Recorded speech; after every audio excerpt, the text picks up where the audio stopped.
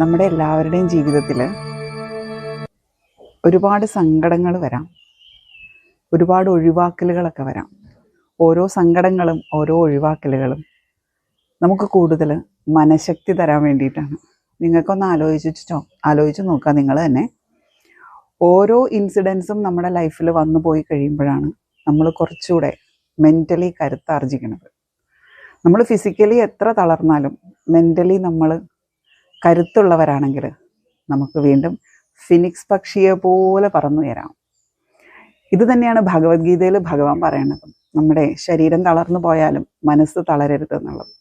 മനസ്സിനെ എങ്ങനെ നമുക്ക് ഉണർത്താം, ഉയർത്താം, അവിടെയാണ് നമ്മുടെ വിജയം ഇരിക്കുന്നത്.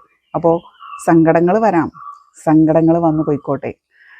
ഒറ്റപ്പെടുത്താം, ഒരുപാട് പേര് ഒറ്റപ്പെടുത്തും തോറും നമ്മുടെ ശക്തി, മെൻ്റൽ ഹെൽത്ത്, മനഃശക്തി കൂടിക്കൊണ്ടിരിക്കുകയാണ്.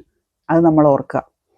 നമ്മൾ കുരുത്തക്കേട് ചെയ്തിട്ടില്ല എന്ന് നമുക്ക് ബോധ്യമുണ്ടെങ്കിൽ, രാത്രിയിൽ നമ്മുടെ മനസ്സാക്ഷിയുടെ മുമ്പിൽ നമ്മൾ ക്ലീൻ ആണെങ്കിൽ, നമുക്ക് സുഖമായി കിടന്നുറങ്ങാൻ പറ്റുന്നുണ്ടെങ്കിൽ ധൈര്യമായിട്ട് മുമ്പോട്ട് പോവുക. ഈ പ്രപഞ്ചശക്തികളെല്ലാം നമ്മുടെ ലക്ഷ്യം നല്ലതാണെങ്കിൽ അതിലേക്ക് സഹായിക്കാനായിട്ട് ഉണ്ടാവും. ആ സഹായം അല്ലെങ്കിൽ ആ ഹെൽപ്പ് നമ്മുടെ മനസ്സിനെ ബലപ്പെടുത്തുകയും ചെയ്യും, നമ്മുടെ മുന്നിലെ വഴി തെളിക്കുകയും ചെയ്യും. ഓക്കെ, അപ്പോൾ കാണാം. Thank you.